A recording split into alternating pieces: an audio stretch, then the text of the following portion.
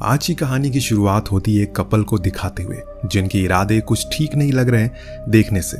दरअसल आज इन दोनों का प्लान है ग्रोसरी स्टोर को लूटने का, जिसके लिए पूरी तैयारी के साथ है। हालांकि जब पूरा स्टोर लूटने के बाद भी जोडी का मन नहीं भरा, क्योंकि उसने कैशियर के पीछे रखे एक बॉक्स को देख लिया और जिद करने लगी कि उसे खोलो। लेकिन वो कैशियर उसे आगाह करता है कि उसमें वो नहीं है जो वो उससे चाहिए, इसीलिए उसे मत खोलो। लेकिन जोडी के मन में लालच था, इसीलिए उसने उसे खोल दिया। तभी एक गोली की आवाज आई। हम सीधा पहुंच गए एक वीराने जंगल में, जहां एक सहमी सी अकेली लड़की जो न जाने कब से यहाँ भूख के कारण भटक रही है। आगे पीछे उसके कोई नहीं था, न जाने क्या हुआ था उसके साथ अतीत में जो अभी इस हाल में है वो। लेकिन फिलहाल अभी उसे अपने सामने एक लकड़ी की झोपड़ी दिखाई देती है। वो फौरन उसके अंदर चली गई, जहाँ समांथा को खाने से भरा एक बैग दिखा। जो कुछ भी था उसके हाथ लगा, उसे वो खाना शुरू कर देती है। लेकिन तभी बाहर से किसी की डरावनी आहट सुनाई दी। कोई तो है जो इस तरफ बढ़ रहा है। इस डर के चलते ही समांथा वहां रखे एक बेड के नीचे छुप गई।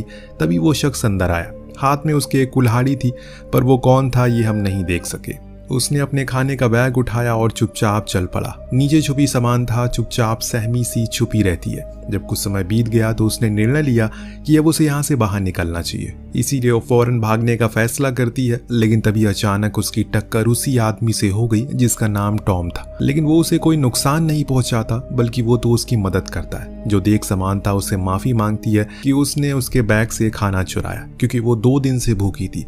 दरअसल उसकी कार खराब हो गई है बीच रास्ते में, तो उसका हस्बैंड पास के ही पेट्रोल पंप पर गया मदद के लिए, लेकिन अभी तक वो लौटा ही नहीं। इत्तेफाक की बात यहाँ ये थी कि टॉम की कार भी खराब हो चुकी है, बल्कि वो तो यहाँ 3 दिन से फंसा हुआ है। अब ये सुनते ही समांथा घबरा गई और कहा कि उसे जाना होगा अपनी पति के लिए, हो सकता है कि वो आ गया हो। तो टॉम भी उसके साथ जाता है, लेकिन वहाँ कोई नहीं था, इसीलिए दोनों वहाँ एक नोट छोड़ देते हैं। कुछ गर्म कपड़े लेकर वापस उसी झोपड़ी में आ गए। अब रात होने पर यहाँ का तापमान बहुत ज्यादा गिर जाता है, इसीलिए टॉम उसे कंबल ओढ़ने को कहता है, जो वो कार से लेकर आई थी। पर उसे ये समझ नहीं आया कि उसका पति उसे ऐसे बीच जंगल में अकेले छोड़कर क्यों चला गया। साथ लेकर भी तो जा सकता था। तो समांथा ने बताया कि वो प्रेग्नेंट है, इसीलिए उसने ऐसा किया होगा। ये सुनने पर टॉम उसके बेड पर सोने को कहता है और खुद जमीन पर सोने की बात करता है। सोने से पहले उसने उसे पीने का पानी दिया, जो कि वो पास में बह रही एक झील से लेकर आया था। लेकिन अजीब बात यह थी कि अगले दिन जब वो वापस गया तो वो झील का नामो निशान ही नहीं था। पर इन्हीं उलझन भरे सवालों को लेकर दोनों सोने के लिए चले जाते हैं। बीच में समांथा को एक बुरा सपना भी आता है, जिससे कि सुबह उसकी जल्दी आंख खुल जाती है। लेकिन आसपास उसे टॉम कहीं दिखाई नहीं देता। बाहर गई तो उसे एक सफेद बालों वाली लड़की बेहोश पड़ी मिली। फौरन वो उसे लेकर झोपड़ी के अंदर आई। इधर टॉम अपनी कार में से कुछ फ्यूल निकालता है ताकि वो उसे समांथा की कार में डाल दे, जिससे वो लोग यहाँ से निकल सके। इधर इस तरह उस सफेद बाले वाली लड़की को होश आता है। तब हम पहचान पाते हैं, अरे ये तो जोडी है, वही ग्रोसरी स्टोर पर चोरी करने वाली लड़की। पर ये यहाँ कैसे आ गई? अब जब उसने समांथा को देखा, सोचा कि ये कोई गलत औरत है और ये जगह उसी की है। तो समांथा ने उसे पूरी दास्तान बताई, लेकिन अब भी उसे उस पर यकीन नहीं हो रहा है, इसीलिए गुस्से में वो झोपड़ी से बाहर चली गई। इस दौरान टॉम फ्यूल लेकर आ रहा होता है तो अचानक 2 बारी गोली चली, जिससे वो इतना ज्यादा डर जाता है कि उसके हाथ से वो फ्यूल गिर जाता है। उसने आवाज लगाई, क्या कोई आस पास है? पर यहाँ कोई नहीं था, इसीलिए वो वापस आ गया। उसने एक अनजान लड़की को समांथा के साथ देखा, जो असल में जोडी ही थी। उसने बताया कि उसके बॉयफ्रेंड के साथ उसकी लड़ाई हो गई, इसीलिए वो उसे यहाँ अकेला छोड़कर चले गया। पर अब उसे घर वापस जाना है। उसकी बातें सुन टॉम उसे यहाँ रहने के लिए मान जाता है, पर बदले में उसे भी उनके कामों में हाथ लगाना होगा। नेक्स्ट डे समांथा और उसमें अच्छी बातें होती है, जिससे कि अब उनमें दोस्ती भी हो जाती है। पर वहाँ टॉम की तो परेशानियाँ खत्म ही नहीं हो रही है। वो नोटिस करता है जितनी दूर वो अपनी लोकेशन से जा रहा है, उतना ही वो उसके करीब होता जा रहा है। यानी कि बार बार वो लौट कर उसी झोपड़ी के पास आ जाता है, जो चीज उसे बहुत ही अजीब लगती है।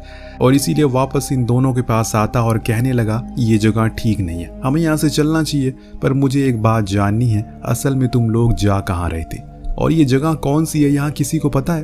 तो समांथा ने कहा कि उसके पति ने बताया कि ये न्यू हैम्पशायर है। पर जोडी कहती है जगह तो डकोटा है। तो वहीं टॉम कहता है कि वो लॉस एंजलिस वाले रूट पर था। इन सब बातों के बाद अब ये समझ चुके हैं कि ये बहुत बड़ी मुसीबत में है, और इसीलिए टॉम ने मन बनाया कि वो लोग कल सुबह जितनी दूर जा सकते हैं उतनी दूर जाएंगे, ताकि किसी की मदद ले सके या फिर कुछ और तरीका निकाल सके इस जगह से बाहर निकलने का।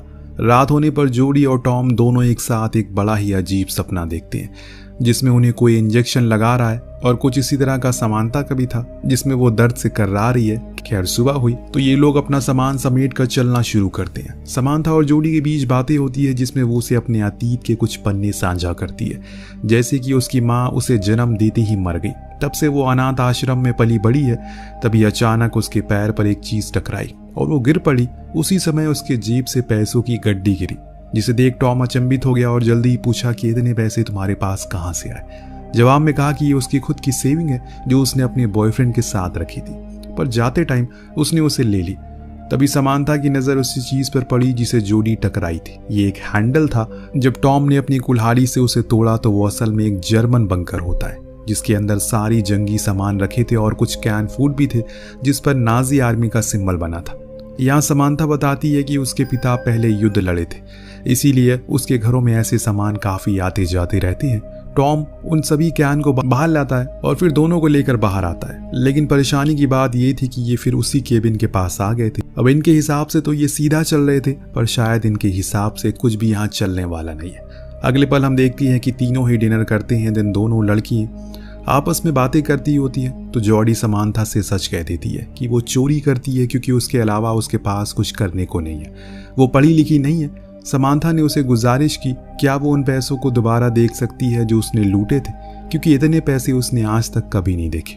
तो जॉडी खुशी खुशी उसे वो पैसे दिखा देती है, जो देख उसे हंसी आ गई क्योंकि ऐसा लगा कि वो मजाक कर रही है, क्योंकि उस पर स्टाम्प 1984 का था। उसके हिसाब से वो पैसे फ्यूचर के हैं, पर जॉडी ने कहा कि नहीं, वो 1984 ही में रहती है, लेकिन समानता के हिसाब से ये साल तो 1964 का है। अब ये सब कुछ बहुत ही अजीब था, यानी कि दो औरतें हैं, सेम जगह पर हैं, लेकिन डिफरेंट टाइमलाइन से, अलग अलग समय से हैं। अब जब टॉम आया तो उसे भी यही सवाल किया गया कि वो किस साल से है, तो वो कहता है कि वो 2011 से है। अब ये सुनने के बाद उन दोनों ने अपनी पूरी कहानी बताई। पहले तो टॉम को ये सब मजाक लगा, लेकिन उनके शब्दों के भारीपन को देखते हुए वो समझ गया कि जरूर कुछ तो गड़बड़ है। इतने में अचानक बाहर से गोली चलने की आवाज आई। कौन बार बार गोली चला रहा है? जब देखा गया तो पता चला कि वो कोई अनजान शख्स है जिसके हाथ में बंदूक है। इन्हें मदद की जरूरत थी, इसीलिए वो बाहर आया। उसे कहने लगा कि वो लोग मुसीबत में हैं, पर वो आदमी जर्मन में कुछ बोलने लगता है जो वो समझ नहीं पाया, लेकिन इतना वो समझ गया कि वो उस कुल्हाड़ी को फेंकने को कह रहा है। इसीलिए उसने वही किया। जब उसकी आंख खुली तो अगले क्षण वो तीनों ही कैद थे और वो जर्मन गायब था। अब उन्हें कहीं ना कहीं ये समझ आने लगा है कि हो सकता है कि उन्हें समय यात्रा की हो। वो तीनों ही कैद थे और वो जर्मन गायब था। तो सुन सबसे पुराने सन की समानता ने पूछा क्या 2011 तक समय यात्रा मुमकिन हो चुकी है? तो टॉम कहता है कि नहीं, ऐसा कुछ नहीं बना था। थोड़ी देर बाद वो जर्मन लौट कर आया तो टॉम की रस्सियों को खोल दिया, फिर बाहर ले जाकर उसे खूब मारा पीटा।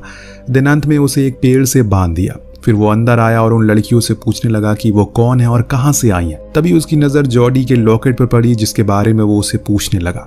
सिर्फ समानता ही थी जिसे जर्मन आती है, इसीलिए वो उसे समझाती है कि वो लॉकेट उसकी माँ का है और वैसे ही सेम उसके पास भी है। तब वो जर्मन नागरिक गुस्से में अपने गले में पहना वही सेम लॉकेट दिखाता है जिसमें एक औरत की तस्वीर थी जो हूबहू समानता की माँ की तरह लग रही है।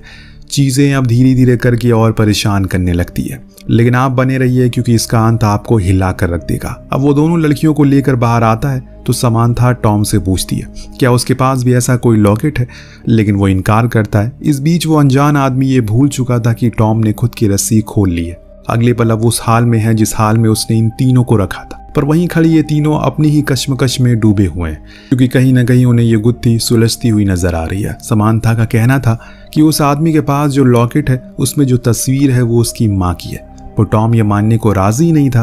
पर जब जॉडी ने कहा कि वो तस्वीर वाली औरत उसकी नानी है तो उसके तो होश उड़ गए। यहाँ उस अनजान आदमी का नाम भी पता चलता है जो हमें समानता बताती है। उसका नाम था जो असल में उसके पिता थे। पर सिर्फ यही नहीं, जब समानता ने जॉडी से उसकी जन्म की तारीख पूछी तो उसने बताया कि 3 जून 1964। ये वही तारीख थी जिस दिन जॉडी की माँ की मृत्यु हुई थी अपनी बेटी को जन्म देते हुए, और वो बेटी कोई और नहीं बल्कि खुद जॉडी ही थी। क्यों आपको शौक लगाना? अब पूरे केबिन में शौक का मातम पसरा हुआ है। बात ही कुछ इस तरह सामने आई है, सभी के होश उड़ चुके हैं। समानता को जब पता चला कि उसका पति असल में युद्ध में मारा गया तो वो रोते हुए केबिन से बाहर चलेगी। लेकिन सिर्फ यही नहीं, यहाँ एक और राज से पर्दा उठता है। बाहर बैठा टॉम जॉडी को बताता है कि वो असल में उसकी माँ एक चोर थी, पर वो उसकी इस बात को नकार दे क्योंकि उसके पास ऐसा कोई लॉकेट नहीं था। पर उसका कहना था कि उसके पास सेम लॉकेट है, पर वो अभी उसके घर पर है। वो बताता है कि उसकी माँ एक चोर थी जो अपने पति केविन के साथ शहर के गैस स्टेशन ग्रोसरी स्टोर को लूटा करती थी, लेकिन एक दिन उन्होंने खुद अपने पति को मार डाला, जिसके जुर्म में उन्हें फांसी हो गई। ये एक कड़वा सच था जो असल में हकीकत थी, पर यह चीज जोडी सुन नहीं पाती और वो भी केबिन से बाहर आ जाती है। बाहर बैठी उदास समांथा के पास उसकी बेटी जॉडी गई। अब वो एहसास कुछ अलग है, पहले वाली चीज खत्म हो चुकी है, क्योंकि समांथा को जब से पता चला कि वो अपनी बेटी को जन्म देते मर जाएगी, उसकी तो मानो दुनिया ही उजड़ गई। लेकिन वो खुश है क्योंकि उसकी बेटी जिंदा है और उसके नाना नानी उसका ख्याल रखेंगे बाद में। लेकिन जोडी ने बताया कि नाना नानी उस पर बहुत अत्याचार करते हैं और हमेशा भूखा रखते हैं, इसीलिए उसने बचपन में ही उसे घर छोड़ दिया। ये सुनने के बाद वो रोने लगी और फौरन केबिन में आकर हैंसमैन यानी कि अपने पिता को सारी बात समझाई और फिर उसे फ्री करने की कोशिश में लग गई। पर टॉम उसे ऐसा करने से मना करता है क्योंकि वो खतरनाक हो सकता है, पर समांथा को यकीन है कि उसके पिता उसे कुछ नहीं करेंगे। लेकिन जैसे ही वो फ्री हुआ, अपनी बंदूक और कपड़े लेकर भाग गया वहां से। इस बीच समांथा को फिर से अपना वही डरावना सपना याद आता है जब वो अपने बच्चे को जन्म देते हुए मर गई थी, क्योंकि उस समय एडम यानी कि उसका पति जंग में था और घर पर एम्बुलेंस लेट पहुंची। तो वहीं टॉम ने भी बताया कि उसने भी ऐसा कुछ सपना देखा था जिसमें वो उस फादर को शूट कर देता है जो उसका शोषण करता था और फिर उसके बाद खुद को भी शूट कर लेता है। वहीं आखिर में बारी आई जोडी की, तो उसे भी वही फांसी वाला दिन याद आता है। यानी कि तीनों को ये अभी पता है कि वो मरने वाले हैं और कैसे कैसे मरने वाले हैं ये भी जानते हैं, पर अभी मरे नहीं है। तो यानी कि ये तीनों अपना अतीत बदल सकते हैं, जिस चीज के लिए टॉम इन्हें फौरन उसी जर्मन बंकर में लेकर जाता है, क्योंकि उसका मानना था कि ये सब हैंसमैन की मौत के बाद से ही शुरू हुआ था। तो हमें सबसे पहले उसे रोकना होगा। समांथा ने बताया कि उसके पिता की मौत 14 मई को हुई पोलैंड में एक एयर स्ट्राइक में, और आज 14 मई थी और जिस जगह ये खड़े हैं वो पोलैंड ही है, यानी कि उनके पास मौका है। टॉम ने दिमाग लगाया और बताया कि अगर हैंसमैन की मौत नहीं होगी तो उसकी बीवी यानी कि समांथा की दूसरी शादी नहीं करेगी, जिसका मतलब ये होगा कि वो घर पर होगा और तब वो समांथा को लेबर पेन के दौरान हॉस्पिटल ले जा सकेगी। इसीलिए वो फौरन हैंसमैन को ढूंढने निकल जाता है जो केबिन में रेडियो से कनेक्शन बना रहा था, पर वो खराब था। तो समांथा ने उसे एयर स्ट्राइक के बारे में बताया, पर वो उसकी एक नहीं सुनता और भागने लगता है। तब टॉम उसे रोकने की भरपूर कोशिश करता है, लेकिन इसी में एक भयानक गलती हो जाती है। हैंसमैन ने गोली चला दी जो जाकर लगती है सीधा जोडी को। वो तो भाग जाता है, लेकिन ये दोनों घायल जोडी को लेकर केबिन में आते हैं। टॉम अब बहुत ही ज्यादा परेशान था, क्योंकि अगर जोडी मर गई तो वो कभी पैदा ही नहीं हो पाएगा।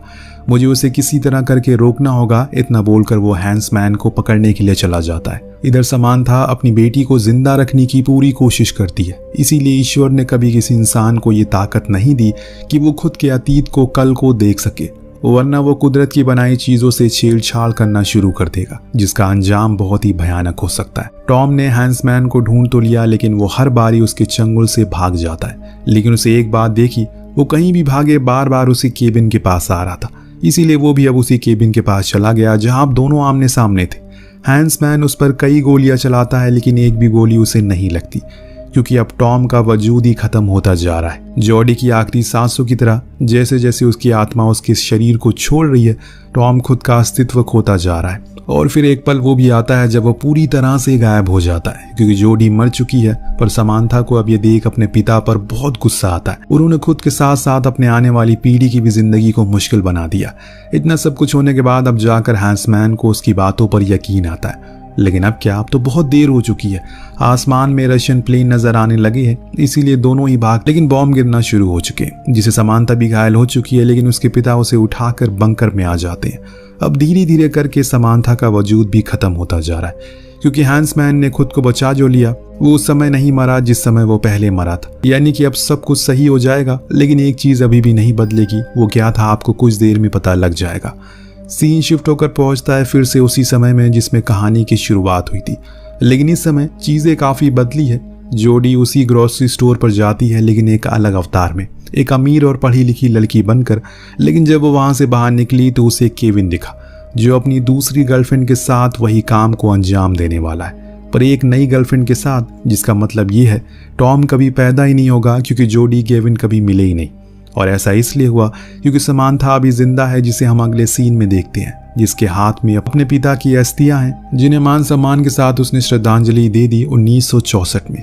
अंत में हम फिर से उसी स्टोर में देखते हैं जहां केविन की नई गर्लफ्रेंड अमेली ने सब कुछ लूट लिया, लेकिन अंत में उसकी भी लालच खत्म नहीं हुई और उसकी नज़र कैशियर के पीछे रखे उस बॉक्स पर पड़ी, जिसे खोलने को उसने कहा, लेकिन कैशियर ने उसे आगाह किया अगर वो अंदर गई तो अब कुछ भी नहीं सुधर पाएगा। पर वो नहीं मानी और बूम एक गोली चली, जिसके साथ ही कहानी का यही पर अंत होता है। दोस्तों, ये एक बहुत ही कमाल की कहानी है जो हमारे और आपके दिमाग को पूरी तरह से घुमा कर रख देती है। कहानी कैसी लगी हमें कॉमेंट करके जरूर बताएगा। मिलते हैं अगले वीडियो में। Thank you so much watching.